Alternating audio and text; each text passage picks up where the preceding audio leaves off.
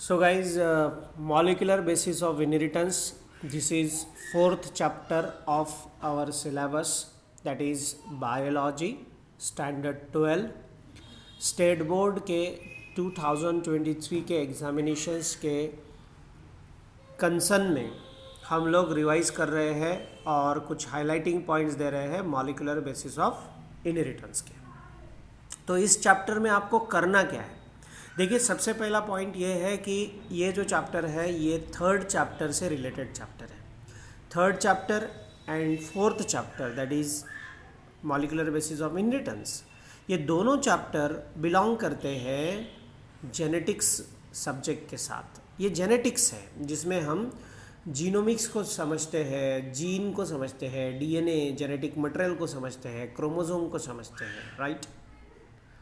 So here ये chapter में आपको समझना है न्यूक्लिक एसिड के टाइप्स, न्यूक्लिक एसिड के फंक्शंस, और जो DNA and RNA nucleic acids हैं उसमें प्रोकैरियोटिक एंड यूकैरियोटिक सेल का डिफरेंस रिगार्डिंग डीएनए, ये आपको सबसे पहले इसमें रिकॉल कर लेना है ताकि आपका बेसिक मजबूत हो जाए, ठीक है। तो इस सिलेबस वाइज डीएनए के डिस्कवरी से ये स्टार्ट होता है।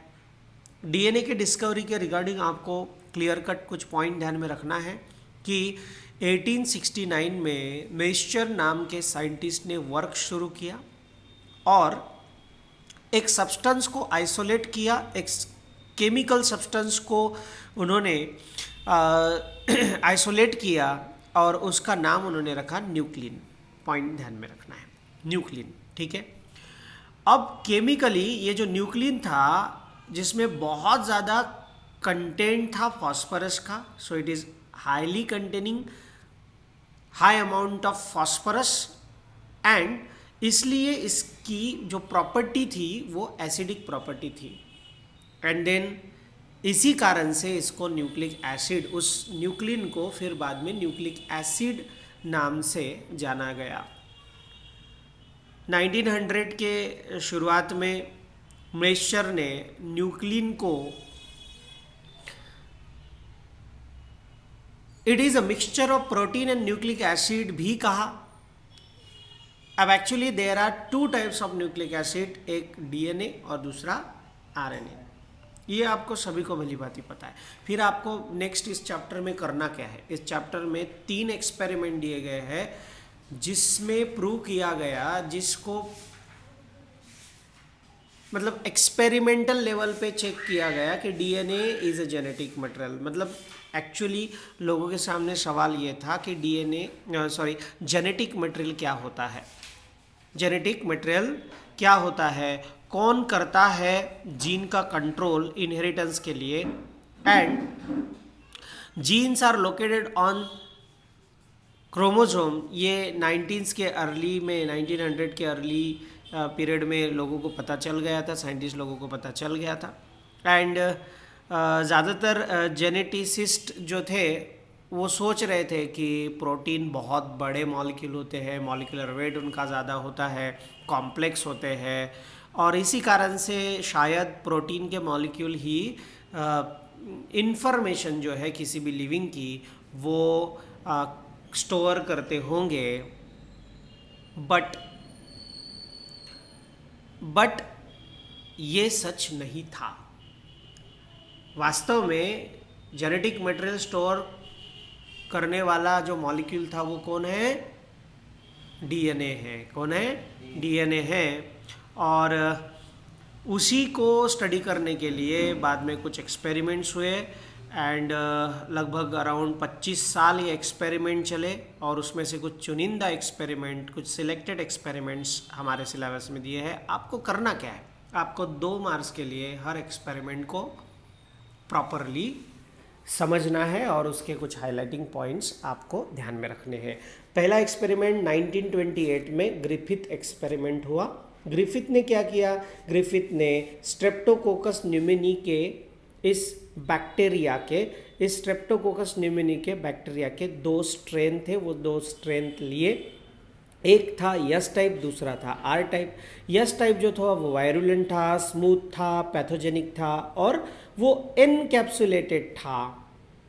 आर टाइप जो था वो नॉन वायरुलेंट था, रफ था, उसके बाद में नॉन पैथोजेनिक और नॉन कैप्सुलेटेड था।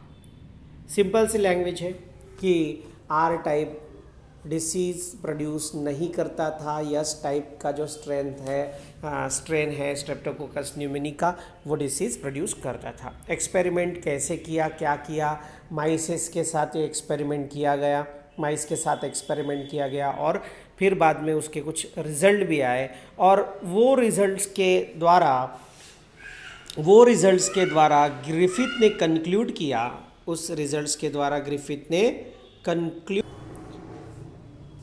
ग्रिफिथ ने इस एक्सपेरिमेंट के द्वारा क्या कंक्लूड किया कि आर स्ट्रेन जो है बैक्टीरिया की मस्ट हैव टेकन अप कि कुछ ऐसा ट्रांसफॉर्मिंग प्रिंसिपल है यस टाइप के पास कुछ ऐसा ट्रांसफॉर्मिंग प्रिंसिपल है जो आर टाइप को क्या बना रहा है, आर टाइप को यस टाइप बना रहा है। That is R strain to get transform into the smooth coated bacterium और बिकम वायरुलेंट।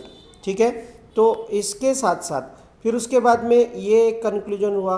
दूसरा एक्सपेरिमेंट आपके सामने है, that is Avery and McCarty and MacLeod का एक्सपेरिमेंट। ये दूसरा एक्सपेरिमेंट है। इसमें आप क्या क्या करेंगे, एक पॉइंट ये करेंगे कि 1944 में लगभग 10 साल बाद ये एक्सपेरिमेंट स्टार्ट हुआ।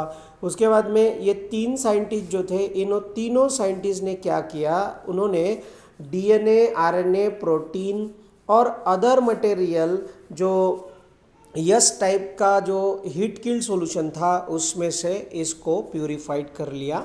ठीक है, बाद में उन्होंने किया क्या कि ये जो यस टाइप का जो हीट किल्ड सॉल्यूशन था इसको आर टाइप के साथ मिक्स किया। किसके साथ मिक्स किया, आर टाइप के साथ मिक्स किया और बाद में सेपरेटली ये कंफर्म किया कि आर टाइप यस टाइप में हर मटेरियल के साथ आर टाइप यस टाइप में कन्वर्ट होता है क्या। तो देखा फिर बाद में इन सभी मटेरियल में से एक सिर्फ डीएनए ही ऐसा था कि जिसके साथ आर टाइप जो है वो यस टाइप में क्या हो रहा था, कन्वर्ट हो रहा था दोस्तों। ठीक है, उसके बाद में फाइनली इस एक्सपेरिमेंट्स के बाद एक लास्ट एक्सपेरिमेंट जो बहुत ही इम्पॉर्टेंट था और वो एक्सपेरिमेंट कौन सा है, वो एक्सपेरिमेंट है हार्शे एंड चेस का एक्सपेरिमेंट। हार्शे एंड चेस के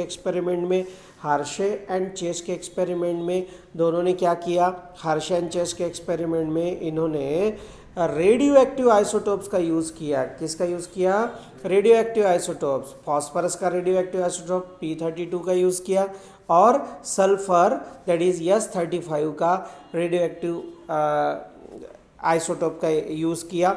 इन्होंने वायरसेस लिए, दैट इज बैक्टीरियोफेज वायरसेस। कौन से लिए, बैक्टीरियोफेज वायरसेस लिए।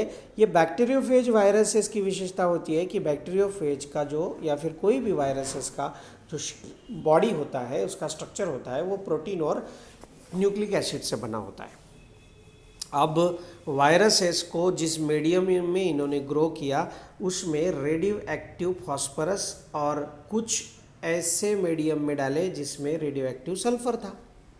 2 अलग अलग मीडियम लिए, एक में रेडियो एक्टिव फॉस्फरस था, एक में रेडियो एक्टिव सल्फर था। इस प्रकार से उसमें ग्रो होने वाले जो वायरसेस थे वो रेडियो एक्टिव हो गए, मतलब उसमें का जो डीएनए है। अब देखिए डीएनए की विशेषता क्या होती है, उसमें फॉस्फरस होता है, इसलिए जिस मीडियम में फॉस्फरस रेडियो एक्टिव फॉस्फरस था उसमें के जो वायरसेस है उनका डीएनए रेडियो एक्टिव लेबल्ड हो गया, रेडियो एक्टिव डीएनए हो गया।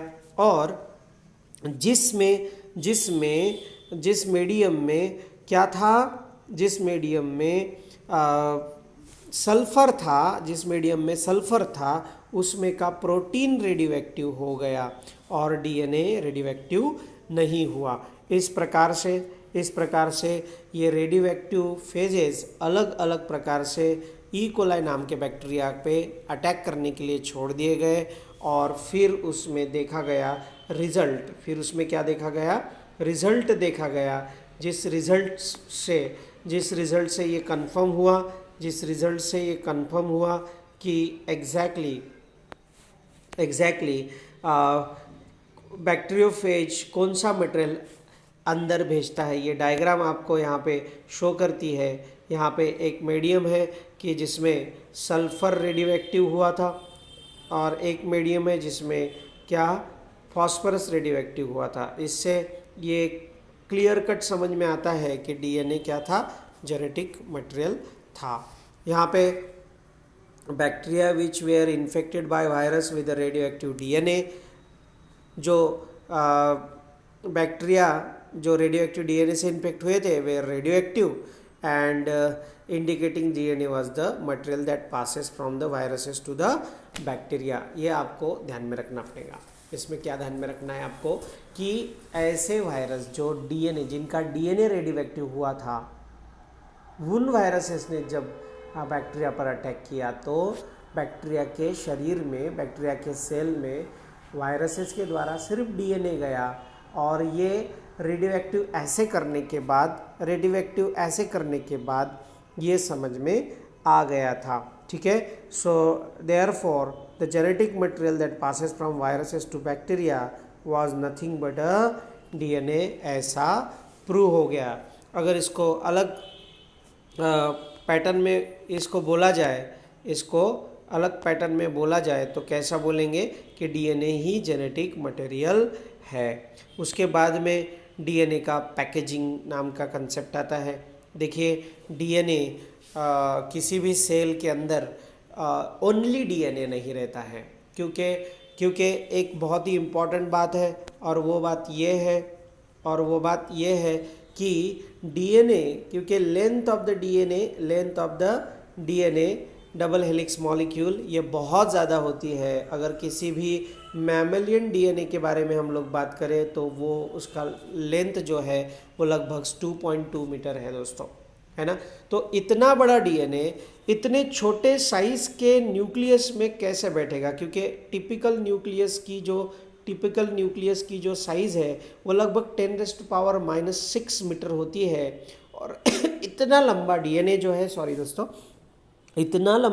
जो है वो इतने छोटे से न्यूक्लियस में ईजीली नहीं बैठ सकता। इसी कारण there is a need of packaging of DNA. इसी कारण से पैकेजिंग ऑफ डीएनए की ज़रूरत होती है। अगर हम लोग packaging of DNA in prokaryotic cell के बारे में बात करें तो E coli is one of the example. E coli एक एग्जाम्पल है, और E coli almost 2.2 to 3 micron long होता है। और अगर हम लोग बात करें तो इसका डीएनए, अगर किसी भी प्रोकैरियोटिक सेल का डीएनए वैसे भी छोटा होता है, पर फिर भी ये 2 to 3 माइक्रोन इतना लेंथ इसका होता है। अब ये जो है प्रोकैरियोटिक सेल नॉर्मली कोई क्रोमोसोम नहीं बनाता, इसके अंदर न्यूक्लियर मेम्ब्रेन नहीं होती, न्यूक्लियस साइटोप्लाज्म में ही होता है, जेनेटिक मटेरियल डीएनए जो साइटोप्लाज्म में ही होता है। अब ये न्यूक्लियोइड बनाता है, एक्चुअली क्या बनाता है, न्यूक्लियोइड बनाता है, जो कि स्मॉल सर्कुलर और हाईली फोल्डेड होता है ना, एक रिंग टाइप का होता है, जो कि अगर पेरीमीटर के लेवल पर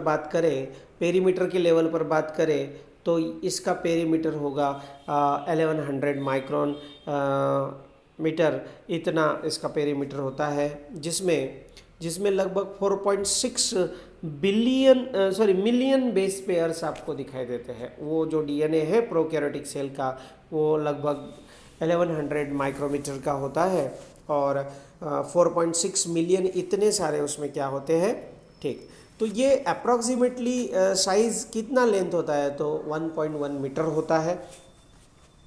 अब इसको बहुत ही छोटे, मतलब लगभग सेल की साइज 2 to 3 माइक्रोन है, इस 2 to 3 माइक्रोन लॉन्ग ऐसे सेल में कैसे बिठाएंगे, तो इसीलिए ये जो डीएनए है, ये डीएनए सर्कुलर रिड्यूसिंग टाइप में अपना शेप को टर्न करता है, सर्कुलर बनता है और रिड्यूसिंग टाइप में अपने साइज़ को कम करता है। सबसे पहले वो 350 माइक्रोमीटर हो जाता है, उसके बाद में वो 30 माइक्रोमीटर हो जाता है, फिर उसके बाद में उसके लगभग 30 से 40 domain that is loop form होते हैं और वो हाईली कॉइल्ड और सर्कुलर फॉर्म में आ जाता है और पूरा डायमीटर उसका लगभग जो बन जाता है लास्ट में वो 2 माइक्रोमीटर इतना बन जाता है। इस प्रकार से उसका पैकेजिंग होता है प्रोकैरियोटिक डीएनए का।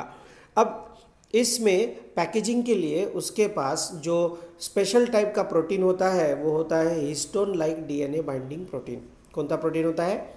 Histone like DNA binding protein, क्योंकि इसमें हिस्टोन प्रोटीन नहीं होता है। ठीक है, और यहाँ पे एंजाइम जो है डीएनए गायरेज ये काम करता है, तो डीएनए टोपोआइसोमरेज काम करता है 1, और इस प्रकार से वो उसका कॉइलिंग कंप्लीट करवाता है। ठीक है, और ये जो डायग्राम आपको टेक्स्ट बुक में दी गई है, इस डायग्राम को आप प्रॉपरली स्टडी करेंगे। इस डायग्राम में आपको पूरा शो किया गया है कि किस प्रकार से एक प्रोकैरियोटिक सेल का डीएनए जो है वो अपना पैकेजिंग करवाता है।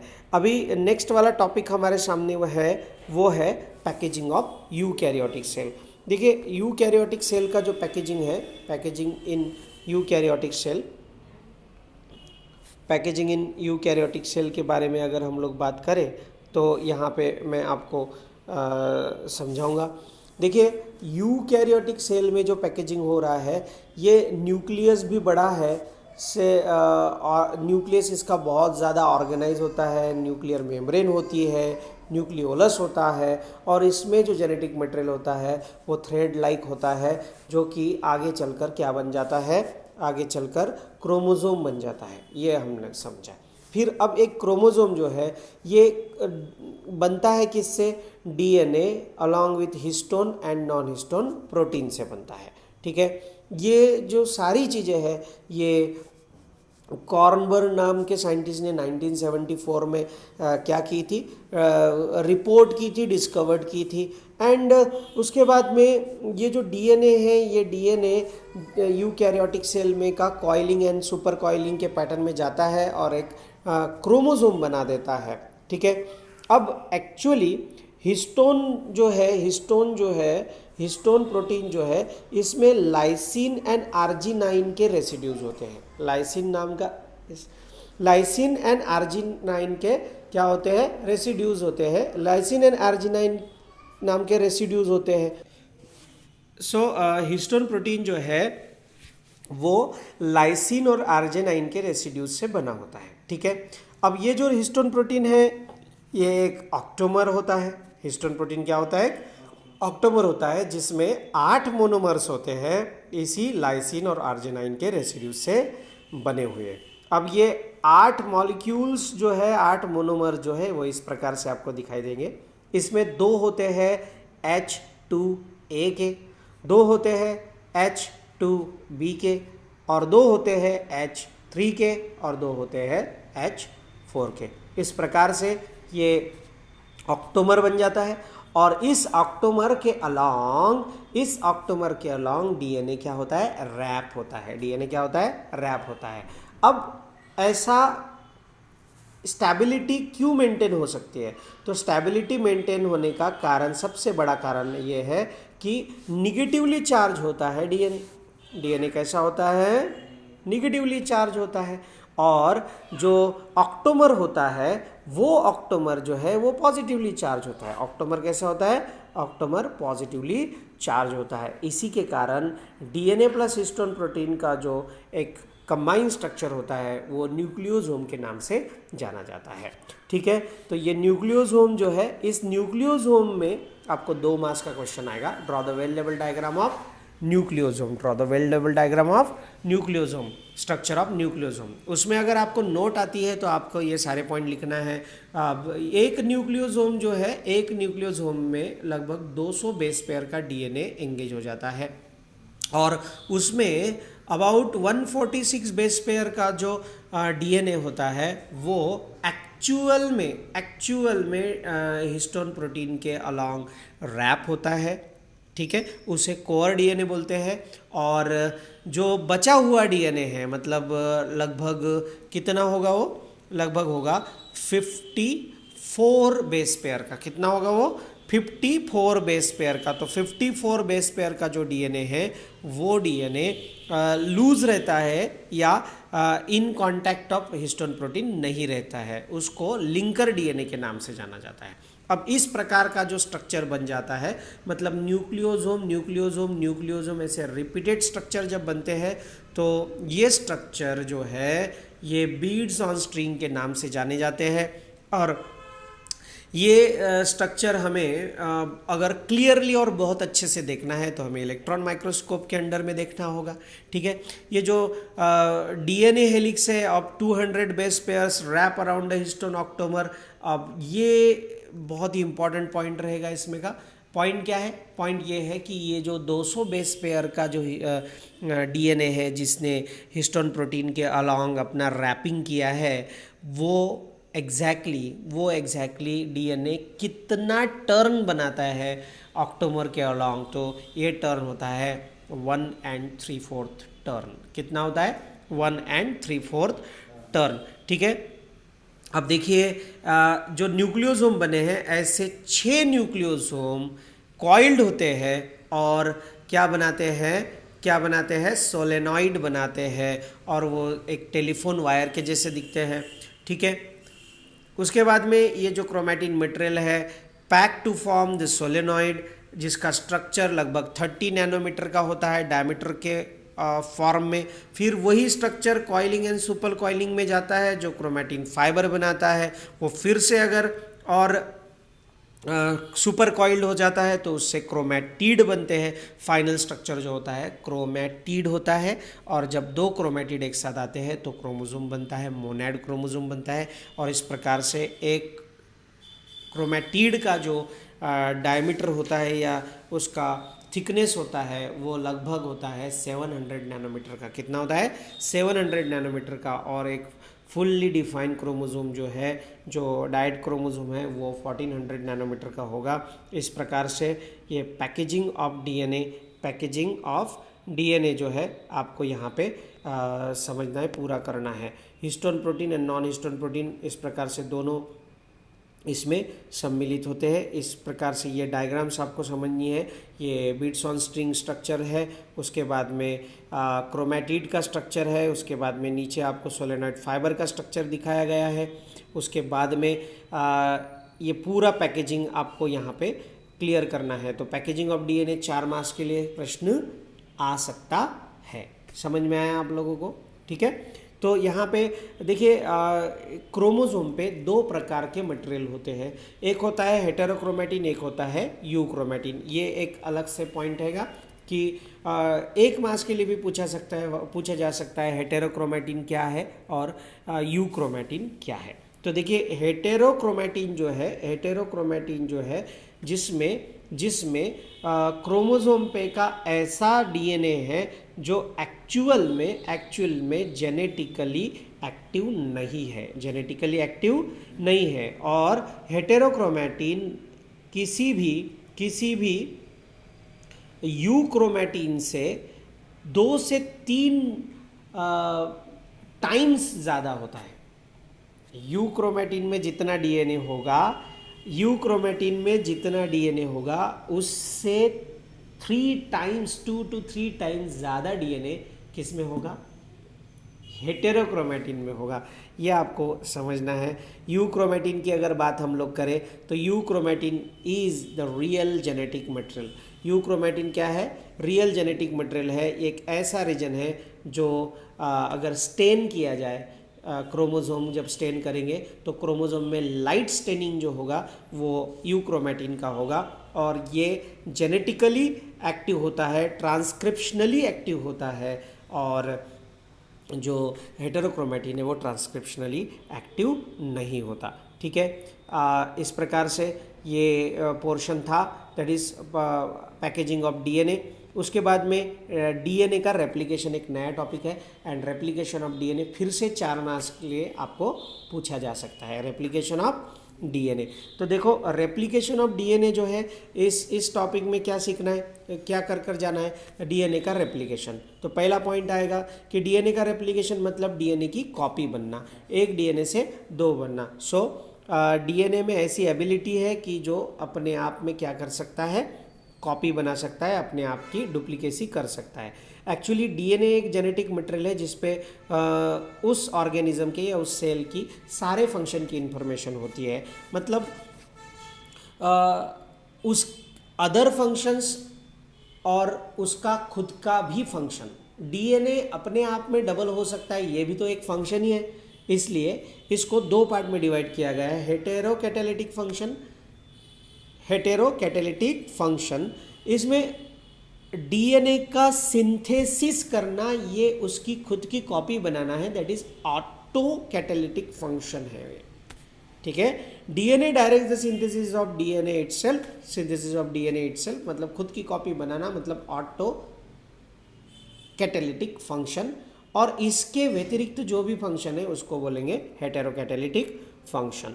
अब ये जो डीएनए के रेप्लिकेशन की जो प्रक्रिया है, ये एक्चुअल में रेप्लिकेशन की जो प्रक्रिया है ये यहाँ पे आपको दिया गया है, ये आप किसी भी प्रकार से ना भूलें।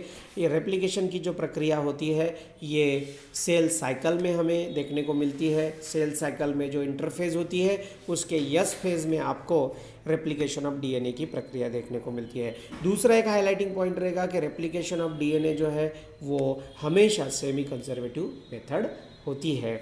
अब वो सेमी कंजर्वेटिव मेथड होती है ना, इसका जो मॉडल है वो वैटसन एंड क्रिक ने प्रपोज किया था, ये आपको पॉइंट वाइज ध्यान में रखना है। फिर उसके बाद में जो डीएनए की सेमी कंजर्वेटिव रेप्लिकेशन की जो पूरी स्टेप है, पूरी प्रोसेस है, वो किस प्रकार से है, तो 4 मार्क्स के लिए आपको पॉइंट वाइज लिखना है।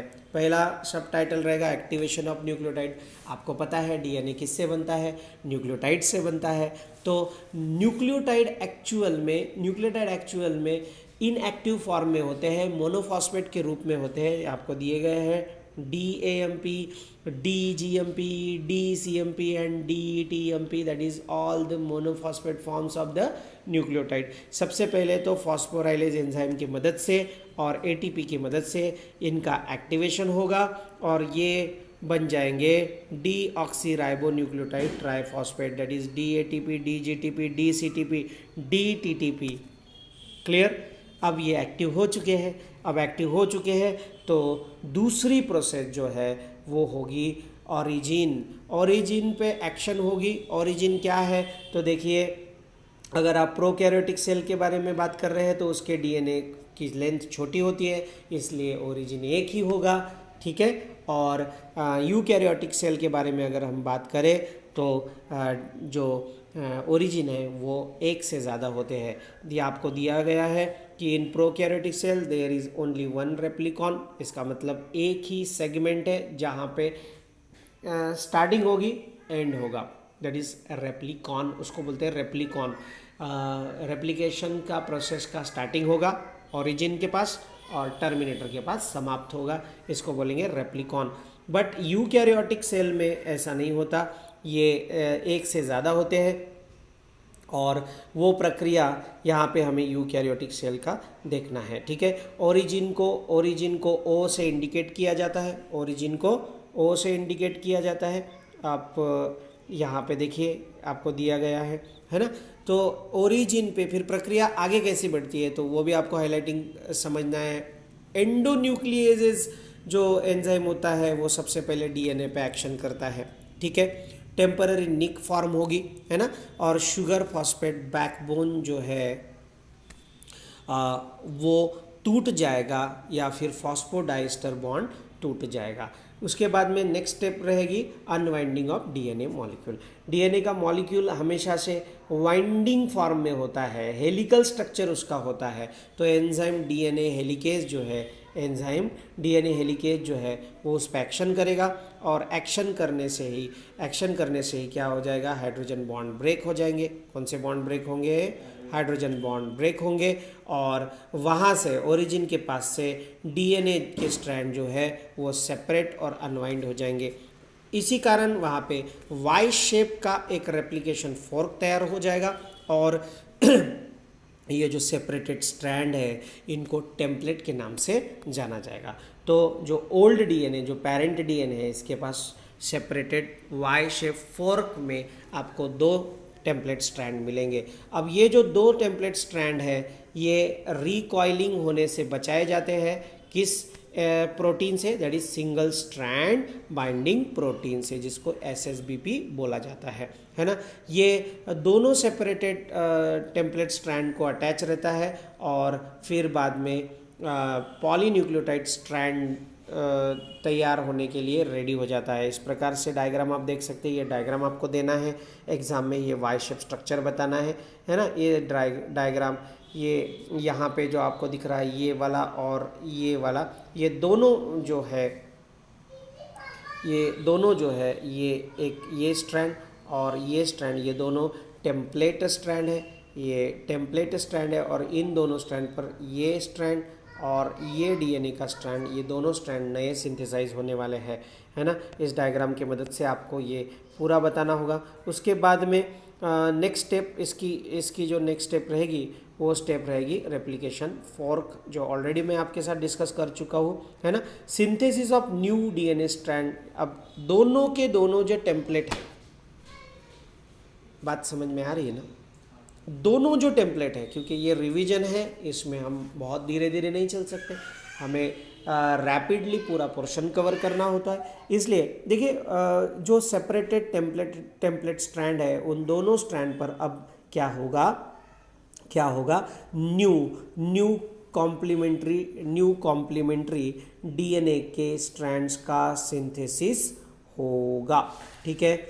अब एक छोटा सा आरएनए का मॉलिक्यूल जिसको हम बोलते हैं आरएनए प्राइमर, ये अटैच होगा और ये आरएनए प्राइमर जो है ये टेम्पलेट स्ट्रैंड के 3' एंड पर अटैच होगा, है ना। और वो करेगा क्या, तो अट्रैक्ट करेगा complementary nucleotides from surrounding nucleoplasm, है ना। तो कॉम्प्लीमेंट्री न्यूक्लियोटाइड मॉलिक्यूल एक साथ जुड़ेंगे और नया टेम्पलेट स्ट्रैंड के अगेंस्ट में नया डीएनए का स्ट्रैंड तैयार हो जाएगा जिसमें हाइड्रोजन बॉन्ड्स बनेंगे, कॉम्प्लीमेंट्री पेयरिंग होगी, दैट इज ए के अगेंस्ट में टी आएगा, टी के अगेंस्ट में ए आएगा और इस प्रकार से हाइड्रोजन बॉन्डिंग के जरिए से बेस पेयरिंग तैयार होगी। Newly bound nucleotide get interconnected by the phosphodiester bond. अब जो न्यूक्लियोटाइड एक दूसरे से जुड़े हैं उनका अगर स्ट्रैंड बनना है, उनका अगर पॉलीन्यूक्लियोटाइड चेन बनना है तो फॉस्फोडाइस्टर बॉन्ड तो बनना ही है ना। The synthesis of new complementary strand catalyse by enzyme DNA polymerase नाम के एंजाइम के द्वारा ही ये पॉलीन्यूक्लियोटाइड चेन बनेगी, अदरवाइज पॉलीन्यूक्लियोटाइड चेन नहीं बन सकती। ठीक है। और इसका जो डायरेक्शन होगा वो किसी भी डीएनए या चाहे आरएनए हो, डीएनए का सिंथेसिस का जो डायरेक्शन होता है दैट इज 5' to 3' होता है। उसके बाद में दोनों जो टेम्पलेट स्ट्रैंड थे उन पर अब डीएनए, नया कॉम्प्लीमेंट्री डीएनए के स्ट्रैंड बनना चालू हो गए। अब ये जो डीएनए के दोनों स्ट्रैंड है इसमें से एक स्ट्रैंड जो है वो फास्ट होता है, जिसे लीडिंग स्ट्रैंड बोला जाता है। जिसे क्या बोला जाता है, लीडिंग स्ट्रैंड बोला जाता है। किसे बोला जाएगा, लीडिंग स्ट्रैंड।